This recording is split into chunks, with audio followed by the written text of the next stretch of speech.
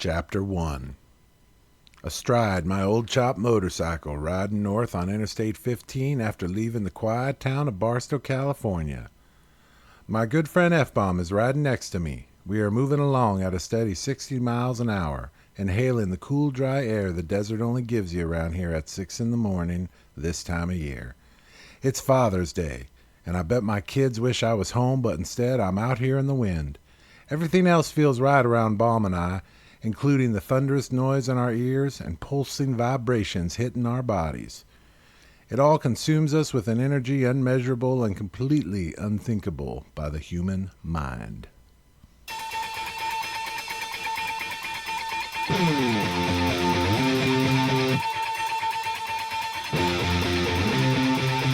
Welcome to the American Roadrunner Podcast. Oh yeah, glad y'all could join us here today on this, the American Roadrunner Podcast. Hope you enjoyed the little intro where I got to read and entice y'all with just the first paragraph of one book called American Roadrunner by... Mob Barshall. No, that's my pen name. Okay. No, I'm using my real name on the... Bob Marshall. Bob great. Marshall. So we're a bunch of losers. Well, here we get to share some good stories and exchange some good lies and tell some terrible, terrible things. But I got to tell you, we're real excited to give you this episode today. What kind of terrible things are you talking about, Bob? Well, every so often, you know, we admit the terrible of ourselves. We can really confuse the hell out of people. I think so. It confuses the hell out of me. I think that's what makes us human. Yeah. Maybe not framing it like terrible. Maybe it's, as long as it's laughable and you learn from it, then it's fine. But terrible? Nah. We're all part of the human race, so race we must. Speaking of racing, don't you have a little race coming up, Bob? So, on this episode today, we're going to be chatting about cross-country chopper racing. Yeah. Now, is this like the Stampede? So, that was one race. Actually, this particular race does not fall under title of any sort, so maybe I'll entitle it right about now. We're going to call it the Ride One Day in a Day. We're going to call it the Ride 1K in a Day. No, we're going to call it the Ride 1 Day in a K chopper race. All right. Why would you call it that? Well, it's going to be different. I'm really excited. The answer is it's only going to be 1,000 miles. Instead of being all the way cross country on a rigid home-built scoot, it's only going to be 1,000 miles. So I'm pretty excited, and I'll tell you where it started from. I'm sure y'all remember that lovely podcast where we interviewed one Mr. Charlie Weissel of Cycle Source magazine and a few other good things up there near Colorado. Him and I got to talking, and the answer is he really thinks he can race me. I don't think he can. Well, he can race you, but it's who's going to win that's the real question, Yeah, right? I think he's going to lose terribly. Seriously, I don't know what this guy... He's only half the man I am. Like, literally, he's got to be like 130 pounds. I don't know. That might be a benefit for him. I like to tell everybody the little aerodynamic I got in front makes me faster. Yeah. I haven't sold anybody on it yet. Everyone's always busy losing weight to be lighter, but it could happen someday. No, you want to get more torque by having the bike closer to the road, right? So the wheels don't spin. You want them to grip. Yeah, so you want to be heavier. You Yeah. throw your weight around a little better. Yeah. I'm telling you. It's like the whole King Koopa or Bowser character in Mario Kart. He starts a little slow, but then he just gets going, and because of that torque, the grip of the road, he's able to go faster than everybody else. Yeah, and so that's his first handicap. Charlie's half the man I am. Yeah. He should hopefully do okay, I hope. I just hope he doesn't die. What, are you planning to drive him off a cliff or something? No, gosh, no, not at all. I hope he doesn't, end up killing himself because he's like, how the heck am I supposed to go faster? How the heck am I supposed, there's just 1,000 questions. So we're excited on this episode to do our very best to answer 1,000 questions. Check out our friend Jake with the Flying Dutchman Co. With all your motorcycle and customization needs. That's the Flying Dutchman Co. You can find him on Instagram and YouTube at the Flying Dutchman Co. Well, maybe we'll get to about 20 of them tonight. Another 980 on the next episode. So, perfect. When is this going to happen? So we come up with a date, and the date does coincide with one Mr. Curtis Morgan's Orygun Run. Curtis Morgan, as you may or may not remember, is a gentleman that puts on the Ride 1K in a Day self-challenge. So the answer is, I've never done this race directly, the self-challenge of Ride 1K in a Day myself. Last year when I did it for my pops, and my pops just happened to be in ash form in one of the saddlebags. But Curtis was kind enough to give all the glory to him in that regard. So this will technically be my first Ride 1K in a Day for myself, the son of Bob Marshall, known as Bob Marshall. And we're going to be hauling butt on the 28th Okay, of June, Friday. so this is basically like a motorcycle get together road trip that's already going on, and then you guys are just Yeah. choosing to race at the same time. Yeah, the Oregon Run is pretty exciting, and you can find it on any Instagram or Facebook platform. It's already sold out. They sell tickets for it every year, and it's great. They meet at one place, and then they ride a few hundred miles and camp somewhere else, and then ride another few hundred miles, camp somewhere else, and I think it goes on for like 3 days and 4 nights all over Oregon. And it's called the Oregon Run. So Curtis is pretty excited about it. So we set up that I'm going to run 1,000 miles up to Coos Bay, Oregon, and one Mr. Charlie Weissel, Mr. Chopper Traveling Charlie, is going to be running 1,000 miles from I think it's a Hampton Inn somewhere in Utah. He's going to be crashing at a Hampton Inn the night before. So he's starting at 4 a.m. I'm starting at 3 a.m. because obviously he's an hour ahead. And so my route's going to be a little squirrely. I'm going to have to go up to Bakersfield. From Bakersfield, I'm going to have to kind of hop the long way to Reno. And then from Reno, I'm going to hop over to Coos Bay. So it's going to be good roads as long as I don't hit too much traffic in Reno. So you said he's going to be an hour ahead. Is that because he's coming from a different time zone? Yeah, Okay. he'll be out there. It's just right north of Sandy, Utah. That's where Okay. he's starting, and he figured out it's 1,009 miles, and I think my route is 1,032 miles. But again, I don't mind giving the little man the handicap. Well, Let him try it out. is he going to have more of a challenge because there might be more mountainous terrain? Like, is that near the Rockies? I don't have a map in You're front of me right hilarious. now. No, the Rockies are south. The Rockies are Okay. southwest of But there's still Colorado. probably more mountainous terrain, whereas, you It's take... going to be mostly 2-lane, windy road. Okay, because if you're Yeah. taking the 99, that's like a lot of farmland for a long time. That's going to be a huge plus for you. Well, and there are gas stops every so often. You're right, and so I don't mind. I think it's going to be great. And the answer is somewhere around 1,000 miles. And I'm having a lot of fun talking crap on Charlie about it, because you can imagine right about now he's real busy talking crap on me. Yeah, we're going to hear we're going to see the back and forth, I'm sure, on Instagram and in your stories. That'll be pretty fun. Well, I hope so. Let me think. Let's talk about strategy, maybe. What, in the race or the talking crap? Right? The strategy and talking back and forth. In case y'all haven't figured it out, Charlie's a dear friend of mine, so we're gonna have a lot of fun with this.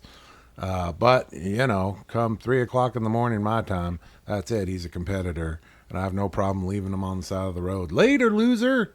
I get pretty excited, and he knows, and they all know it's gonna be just fine. So let me think. Strategy. Got a new engine in my KZ1000 a few months ago. Oh, and that's what you're going to be riding? Yeah. Going to be taking the old KZ1000 chop, the Stampede bike that I rode in the Stampede. The new engine is a donor engine. It's stock, and I got to tell you, at first I wasn't real sure about this engine because cylinder number 3 was pushing just enough oil to make me uncomfortable, and I was kind of stinking up anybody behind me. But then I rode it down to Mexico, and somehow it kind of fixed itself. So now it's not pushing oil anymore, and I didn't think that was humanly possible. But I know I was chatting with Jer the other day, and Jer assured me it was very much humanly possible. It happened to another buddy of ours. And so who knows? I'm not sure what's going on. Maybe the engine was just stopped for a while. It needed to put a few hundred miles on it before it started acting right again. But the engine's doing real good. Everything's real tight. Electric system's charging. Clutch is grabbing. I've put maybe 6, 7, 8, 9, maybe 1,000 miles on the engine, and I'm pretty confident in it. I don't know the exact miles, of course, because I don't keep a speedometer, as some people do. It's always amazing how people can nail that to the mile. I rode 692 miles this weekend. How the heck? Oh, speedometers, right.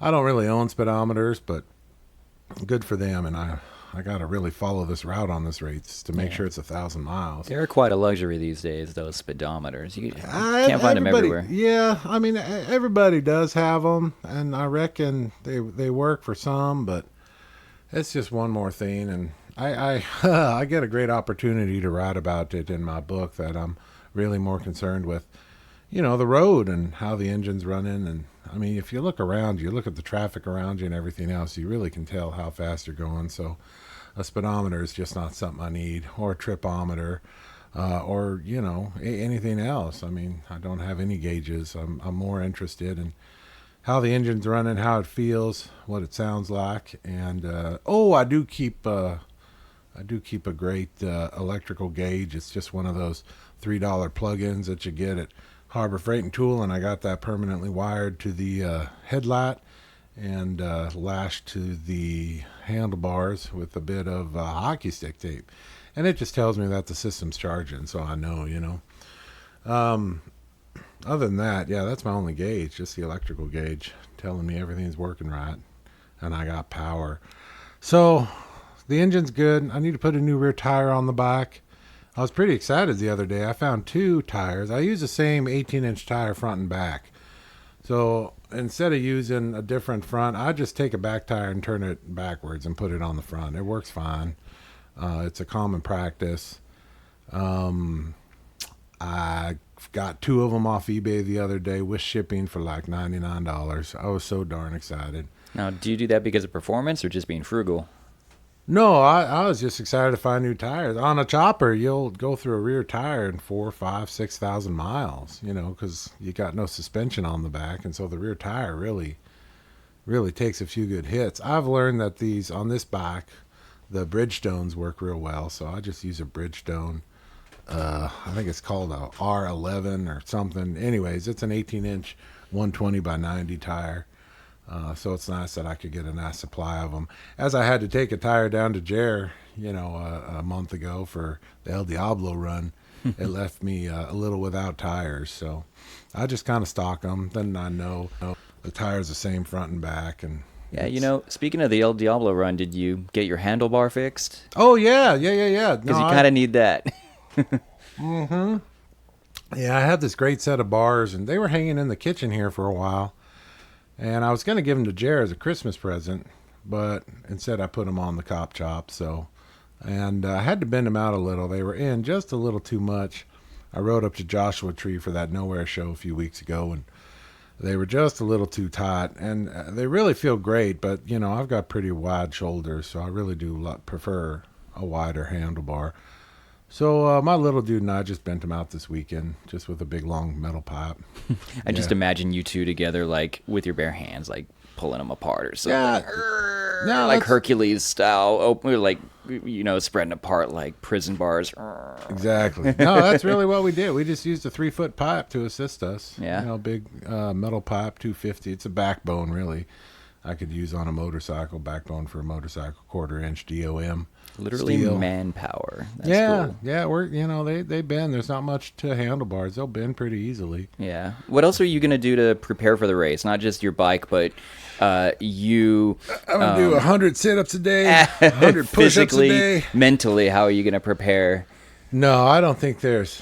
Well, physically, there's not much to be done. What you see is what you get. Yeah, but I'm eat a good meal before you get on the bike. And no, actually I don't, because they don't have to go number 2 on the road. So I just eat light for the day or two before, make sure everything's good in that department. No matter what, it seems like as soon as I start racing, after a few hours, I got to go number 2. So I just have to deal with it. It just is what it is. And I usually I wear overalls when I ride, so it definitely takes a minute, but you can't do anything about it. So So I'll do that, and physically, I walk 4 or 5 miles a day, anyways. Hustling around downtown like I do, I usually have a 30-pound tool bag on my back, so I get enough exercise as I can up and down stairs. I'm actually quite physically able, but I reckon it'd be nice to ride a few more bicycles between here and then. Maybe take a few good walks, have some good sex, all the good stuff like that really gets you. It's better than bad sex. Yeah, because there's no physical fitness in bad sex, I reckon. I don't know. I've never had bad sex. If it was bad, I'd just, leave. Not yourself. I mean, ask the ladies. Nice. Yeah. They might be like, Bob. Da-da. Well, right. Right. Here comes the bell. So, yes. And we're going to be camping, so I'll have to bring a tent. I haven't figured out. I've got a nice 3-man tent that I like to take when I'm by myself, and it's not because I need all the room. It's because I need to put all my stuff in the tent. Right. Obviously, on the back, as far as tools, I carry all the tools on the back that I only use on the back, and I think that's the biggest secret to any service or maintenance you do on the motorcycle. Whatever tool you use on that back, put that back in the bag. And if that tool stays in the bag and the bag stays on the back, you always have the tool you need. So whatever it may be. So I've got some weird ones. I've got a 17 deep socket because I know that's what it takes to loosen or tighten. Well, it'd be tightening the head gasket, and I've got 14 deep socket as well because that gets somewhere else. I've got extended sockets that are 12 mils so that way I can get in just right and tighten the exhaust. Whatever I need to do to the bike, I can do with the tools that I carry on the bike, short of taking the engine apart and rebuilding it. What are some basic tools that you would say to anybody who's just starting to put together a toolkit for their bike? What are the basics that they need to have? Well, I think other than hockey tape. Yeah, hockey stick tape's a big one. Duct tape's a big one. Electrical tape's a big one. I keep those hanging off the back of the motorcycle on a bungee cord in case I need them. But yeah, I've got, obviously it being Japanese, it's all in millimeter. I had originally in this year, it's an 89, it had one 8mm bolt, and it was located on the shifter. So I was able to find the same bolt that was a 5mm thread that had a 10mm head. That is, usually 10mm have a 6mm thread. So this is a 5mm thread with a 10mm head. So I was able to find the bolt. Of course, I ordered a few of them, and I keep extras on the back. And so everything's between 10 and 17mm. I carry those wrenches. I think I carry two 10mm, yeah, because I got some jam nuts that are 10mm. I carry a small crescent wrench and a big crescent wrench. The big crescent wrench, of course, is for the axles. I carry, different screwdrivers, small pliers, small. It's all the extras for me. It's the wire, the safety wire that I carry. It's the extra fuses. It's extra alligator clips, extra wire. I also carry an extra coil because coils have gone out, and not on me, but on my friends. So I carry an extra coil, extra spark plugs, extra spark plug wire. I carry an extra rectifier just in case my charging system goes out. A lot of times when you have charging system issues, it's going to be the rectifier as well as. And just a quick shout out to one of our Riverside locals, Speed King Cycles. Steve and Amy can hook you up with all your custom needs for Harleys and beyond. Speed King Cycles here in Riverside. I hear they might also be carrying one acclaimed book, American Roadrunner. Check them out, Riverside. Speed King Cycles. The alternating coil. Well, alternate. Oh, I forget. Anyways, the alternator. Yeah, you can make sure that that one does okay, but yeah, 9 times out of 10 it could just be the rectifier. So I carry an extra one of those. So I think over time and experience you just kind of learn what to carry, and it all fits in one small bag for me, so it works pretty well. So you'll see in my cages, I think on my left side are my tools, and I've just kind of have them bungee corded in there with a net over all of it. Not a net, but a net. to keep it all together. One of our other guests. Yeah, and then some. The lady I'm lucky enough to have follow me around from time to time as I get to follow her. And then on the other side, I just have a bag of, oil, chain lube, Yeah. all the good stuff.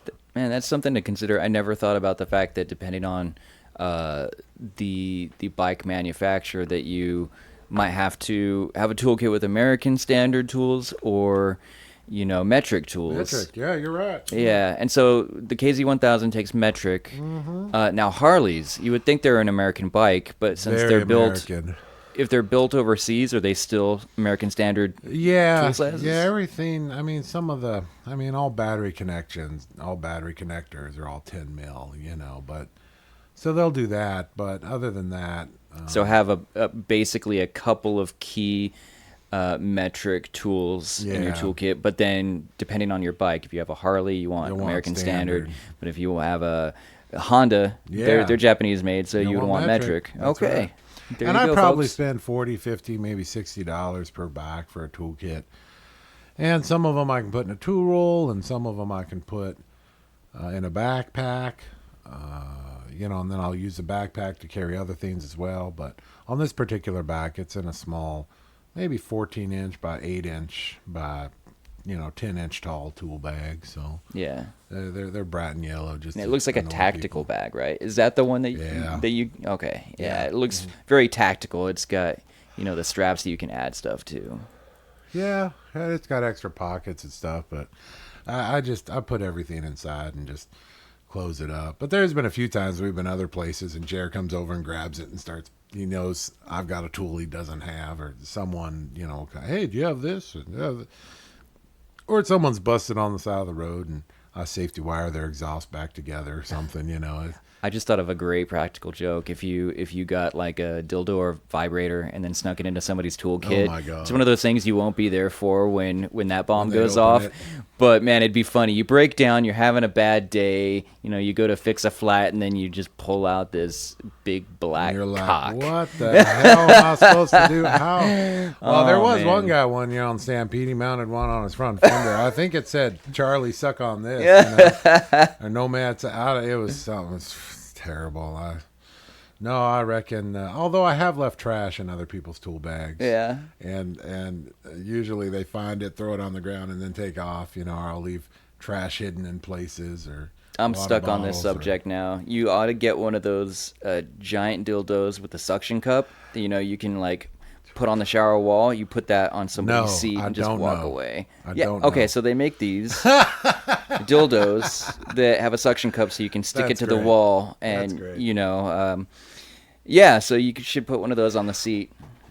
I don't think the seat's kind of soft. I don't think any suction cup anything would stick, but Oh, you can make it stick. I reckon someone would find On it before hockey they tape. sat down. Hockey stick tape. There's all this hockey stick tape for you. Yep. Oh gosh. Somebody's trying to get out of there in a hurry, and they just see this joystick sticking up out of their seat. Well, I tell you what, I've learned, like, unless they're like your best friends, don't touch other people's bikes, unless it's very obvious. And You could start a war by doing that. oh, you got to be careful, man. Some people are funny like that. I get it, because when you're in the middle of nowhere and all you got is the stuff that's on your bike, it's nice to know it's all there. So, I reckon we've all played practical jokes on each other, but Yeah. for the most part, I'm just bringing my bags for the tool, bag for oil. I'll bring a tent. That way I can fit. It's like a 3-man tent, but that way I fit in it. Mm-hmm. And I'll just bring my suit, and I can wear my suit as a sleeping bag if it gets cold. So you're not going to bring like a change of clothes? You're going to wear the same thing the whole time? Yeah, no, I'll bring maybe 2 shirts. Yeah, a couple pairs of thongs, like Kelsey says. Yeah, there won't. No, I might bring a change of underwear. For the most part, I make my own dusting powder, so Yeah. I just use that and kind of keep it all fresh. After a few days, there's not much to be done, but when you're busy racing, I'm not going to really have time to think about too much personal hygiene. But we'll be all out camping. My DOP kit's what saves me. I carry a very elaborate DOP kit that used to be my pop's. And What's a DOP kit? right, DOPP. So this is what they issued to you in the armed forces back in the day. And DOP kit's just a generic term for stuff you want to carry with you that you don't want your dirty underwear to touch. So it's, your toothbrush, your toothpaste, Okay. soap, my Traveling balm. bag. Yeah, I mean, I guess, but so it's a DOP kit.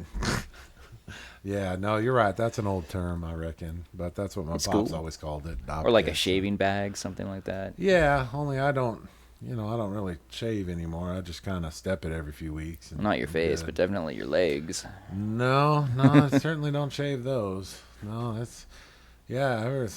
I guess I've had this beard 3 or 4 years now. I always had a bit of a goatee. Well, I had a goatee, but I just grew the beard mostly to show off to my family. I'm the only man in my family who can grow a beard. So Yeah. all my brothers and my dad just couldn't never grow a full beard. So it was nice to. Beards are contagious. I mean, I didn't have a beard before I started recording this podcast with Bob, and now I've got a full beard going on. That's right. Yeah, You're never doing okay. never grew a full beard before. I've always done the stubble, the sexy man stubble, and I don't used to think it's make the sexy, mistake but okay. I used to make the mistake of like shaving underneath my jawline because I thought that What, that the was wrong cool. way? Oh, right. And then I found out that just makes your neck look worse. Yeah. So now I've got the full beard. Yeah, I just give it a number 4 or 5 step every few weeks I mean, there's no reason to have it flapping in the wind. Honestly, if it gets too long on the side, my 3/4 helmet hits it just right, and I'll get a bit of irritation after 400 or 500 miles. So I've learned not to not to let it get too long in the sideburn area, especially. But to each their own, and it's nice to have a little protective layer. But I still put obviously the balm on my face, as well as some sunscreen just to protect me from the wind. It's going to be a rocking time. So I'm just going to have a little personal bag up on the front of the motorcycle. I'll have my suit on the back of the motorcycle. And that's it. I'm sitting on my saddle rag, a.k.a. blanket. And, when I'm camping, I use my my clothes bag. I use that as a pillow. It's only 1,000 miles, so the rules are different. I don't have to sleep. I just kind of haul butt. I will not be breaking any speed limits. The time will all be in how fast I can stop. So if I can get that 8-minute stop down to like a 5-minute stop, every other stop maybe, and in 1,000 miles, I only have to stop 5 times. Yeah. So that's what it's going to be. I know Charlie's gearing up. He's getting a spare fuel tank.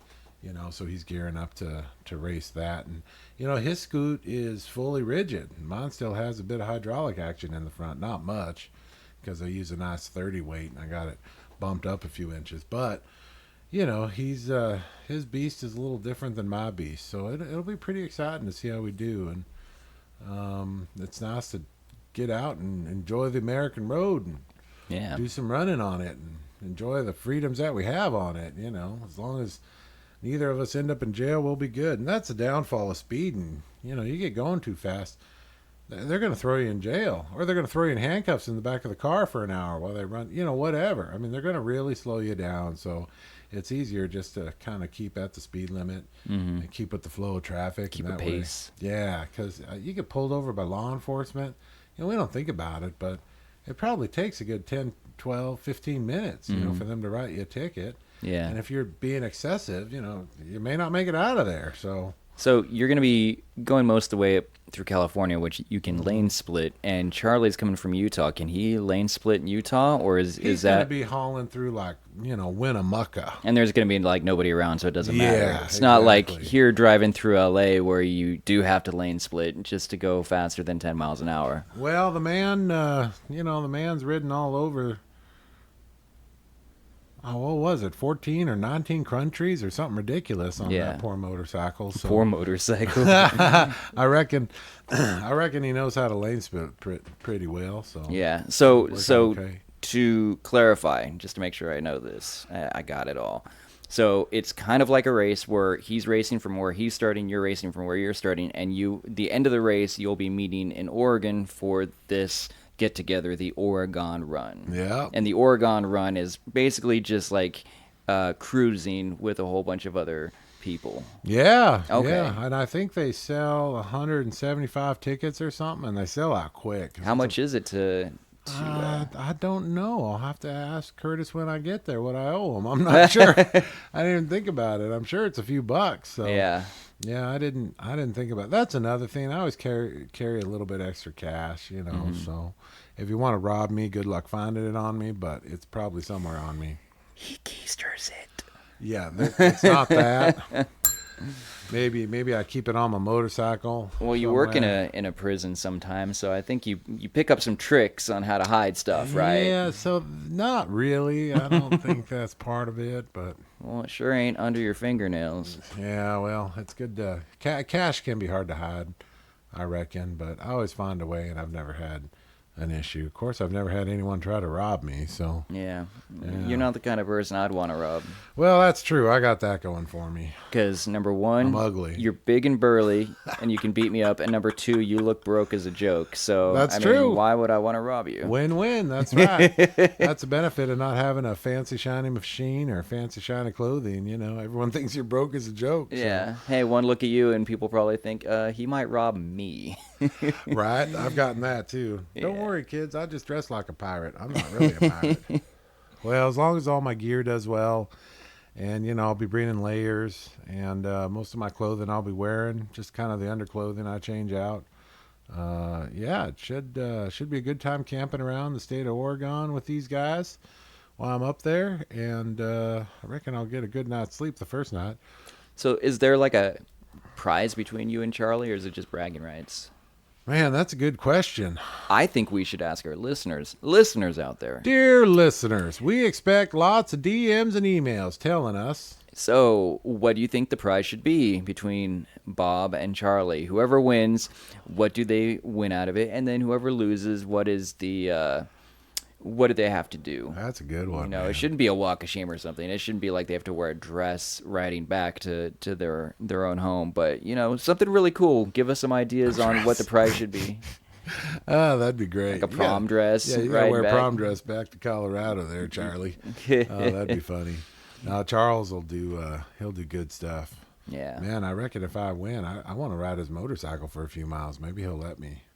Probably not, but Yeah. weirder things have happened. Yeah. Weird Or you things know what? happen. If our listeners want to design some sort of trophy and send it to us, Nice. email us and let us know what kind of Better cool not things we have can do. any male-looking appendages that are prosthetic on it. And are bigger than yours. Just saying. Just saying. Just like shiny gold. Yeah, none of that. Well, in the Stampede, we had a real nice shoot. What was it? It was a rear sprocket with my buddy F Bomb made it, and it was like a bowling pin on top. It was really clever, really clever trophy, and it got shipped around and moved all over the country. Right now, it presides up in the state of Washington with Mr. Chris, who came in first place in the last race. We should have him on the podcast sometime. That character's different. I mean, he hauled butt a few times. He finished first a few times in the Stampede. Yeah. And the man's got to be 50. I mean, just killing it. And he's on a KZ1000. So, And you know what? Oh, either the winner or the loser can wear a sash that says something across it. yeah. If The someone winner wants gets to to wear a make it. bandolier. The This is loser gets to hilarious. wear like a prom queen sash that says, first loser or something like that. Never been kissed written across the sash. It's got to be pink too. Yeah, well, Charlie would probably wear it better. But I'll tell you what, I am real excited too about Charles's new book. Him and his wife Kayla got together, and they made a really great book about their travels as a couple over in. They hopped across the pond, and that was part of their travels. They had to hop across America to the East Coast and then hop across the pond. I think they landed in Germany, get their bikes out, ride all over there, come back. Anyways, it's really great, and the best part is the pictures. But the book's called Roads Are for Journey. It should be out by the time this podcast hits. So if you're looking for a good book to order, it's a hardback table book. I think it's going for a good 40 spot. I mean, it's quite the book. Very Sounds colorful. cool. Yeah. Charlie's a good writer. I mean, his stuff in Cycle Source is awesome. Oh yeah, I'm a bit of a fan of that guy. We've only hung out a few times, and I've told them I met him and Kayla in Los Angeles. Our good friend Jesse Combs actually introduced us, and we were just hanging out in a bar chatting it up. But yeah, him and his motorcycle intimidate me a little, but We should have a real good time with this friendly little gesture of good old American racing on the roads thereof. So Yeah, sounds fun. So yeah, what's gonna be great is this race. What is the date that it's happening again? the 28th of this June. Okay, so that's in a couple weeks. Now, when this Well, for us, podcast yeah. goes live, it'll give you enough time to listen to it and, like I said, give us your opinion on what would be a good prize. But also at the same time, if you follow the American Roadrunner Instagram, Bob will be posting some stories along the way. Yeah, I'll take a few photographs. I might hit the video play button. I do have a way to mount my phone on my handlebars and one of those chingaderises, but and mine's weatherproof too, which is pretty cool. But when you're racing, you're racing. When you're moving. It's not that I'm not thinking of much else. Who knows? Maybe it'll be a good distraction. I don't want to stop to play with the phone too much, and I certainly don't want to play with the phone while I'm riding. So. Right. I'm definitely excited to throw a few things up, and it'll be nice to take a few good pictures. Yeah, well, maybe when you're cruising, you can do some stories and stuff at the Orygun Run, and Yeah, well, it'd be nice to, videograph Charlie coming in after me and the look of loss on his face. hey, you know what? If we have any listeners in Oregon that can make the trip to where the finish line is going to be, and they would have some signs that say, American Roadrunner, Bob Marshall winner, or something like that, and really rub it in Charlie's face, that'd be awesome. Yeah, at this rate, the way we're shit talking, I'm going to lose, and Charles is going to win, and then we'll really be in trouble. The artwork of American Roadrunner can be found by The Bow Monster. That's The Bow Monster on Instagram. Also check out www.bomonster.com. The Bow Monster. Traveling Chopper Charlie, he's a good one. We'll have Yeah. to see how it goes. That's a beauty of racing, though. You never know how it's going to turn out. It's not about the better man winning, but at the end of the day, it's not about who wins and loses. The glory's always given to the man in the arena, the man who shows up. So I hope Charles shows up. You had to call him Charles. Like a doting father. Right. Charles. Charles. Don't forget to show up, Charles.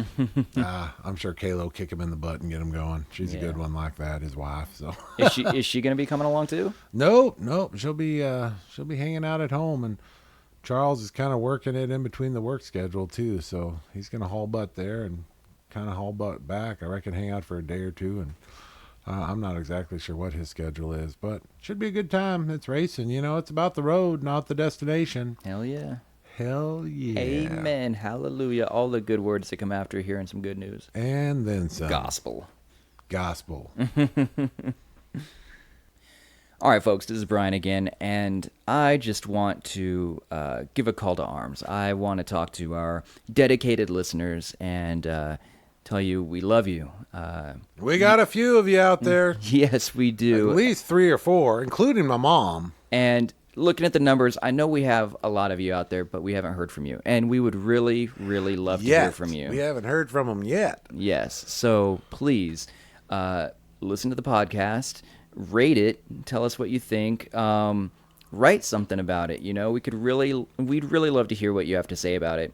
And not just in the podcast forums, but please go to Instagram, follow us, say some kind things, share us. Or say some crappy things. We don't care. Yeah, I mean, right now, Criticism is good. we both have day jobs, and that's great. This is a passion project of a podcast. And, someday we would like it to be solvent to where we can just dedicate all of our time to doing this I for don't know. you. I like fixing stuff. I don't think I could do this full time, guys. I'm just throwing it out there. I Well- like wrenching on stuff, fixing on stuff. Okay, maybe not full time. Oh, okay, you can there still we go. do all that. Yeah. That can become your passion project. But me, I mean, I would love to dedicate more time and thought to doing this for our listeners. If they can dedicate some kind words to us, then I can definitely give a lot more back if this is helping my pocket a little bit. And I think, if you haven't noticed, we really are like a band. We really have a good time. Instead of going out playing in seedy bars with a bunch of hookers and blow everywhere, we're doing a podcast instead. bed in there's the still- recording studio. Still hookers and blow around, but There's no bitches and glory in this, Brian. Just throwing it out there. yeah, again, this is a passion project. We don't make any money, even off of the little sponsor kind of tags that we do here and there. Those are all in-kind sponsors Oh, that yeah, we but share. aren't we having fun? We do have a lot of fun, and I hope know you I have have fun. I hope you have fun as well. So, Exactly. Like Give us you- a rating and a review, please, people. yes, like usual, follow us on Instagram at American Roadrunner, Facebook American Roadrunner. Check us out. Email us at AmericanRoadrunnerthebook@gmail.com. Am I missing any of those, Bob? I think you got all the important ones, man. Oh, the Spotify playlist. Oh, we love Songs- the playlist. Songs from the road. Songs from the road. Yeah, all the good songs I mentioned in the book. I think there's 30 plus of them. Yeah. Feel free to check that out on Spotify or our YouTube channel. We do a lot on our YouTube channel, including this podcast. So. Yeah. Just a quick thanks to one of our sponsors and friends, one Mr. Curtis Morgan with Ride 1K in a Day. He's getting the app put out. Check him out on the Instagram, Ride 1K in a Day. Challenge yourself, Ride 1K in a Day. And of course, as always, everything we do on this podcast is all centered around the book aptly titled American Roadrunner by Bob Marshall. Get it on Amazon. Or the website, Yeah. Or you can just listen local to bookstores. every episode. We might start with a chapter of Bob reading at some point. I think we'll do just paragraphs. Okay. So after the first 100 episodes, you'll have the first chapter. Yeah. So then you'll have to listen to every podcast just to basically get the audiobook version. Yeah, and we're excited about the audiobook, but we're not public about that announcement yet. Soon enough. I'll tell you what, though, we had the open mic bike night a few weeks ago, and that turned out really well. That's turning out to be a lot of fun and a lot of success, and I posted something about it. But the answer is, when you got so many darn friends and you all want to sit around and share about what you're doing, it's hard to do it in a format in which everybody's talking either to each other or over each other. So the open mic bike night enables you the format in which one person goes at a time and everyone else gets to be the good listener. And I tell you what, you give everyone 3 minutes and you can really catch up with people. The last open mic bike night we had was really quite amazing. So I'm real excited too to offer that format out to anyone who wants it. It's free. Freaking email us, DM us, send a carrier pigeon. I don't care. I'm happy to share the files with you. It's just a few of the rules we announced in the beginning, and More like guidelines of more anything. like suggestions, really. Yeah, and by the time you listen to this, it will be close to the open mic bike night here in Riverside. That'll be the last Thursday of the month. Yeah. Every last Thursday of the month. Hideaway Cafe on Mission Inn Boulevard, right across the street from the Mission Inn. Come meet us in person. Come check it out. Open mic bike night. Thursday from, what is it? 7 to 8:30. 7 to 8:30. They do sell booze there if you just want to go there to have a beer and listen to some people. Well, they got good food too. I always eat dinner when we're there, so Yeah, they do. They do have good food. I like their sandwiches. yeah, man. I had Garlic those fries. mozzarella sticks, and Miss Go-Go had those wonderful, yummy something, Miss fried Go-Go. macaroni something. I don't know what they were. They're like fried cheese curd. Oh, they're freaking delicious. Yeah. I ate half of hers, man. Those were delicious. Point being, come check it out in Riverside or make your own. Share your stories. Write your stories. Send them to us so we can put them on the website. We want to hear from you, man. It's all about story sharing. The end. Don't forget to enjoy the music on this podcast by Meek. Have a good time. Rubber side down. Enjoy, my fellows. Bye-bye.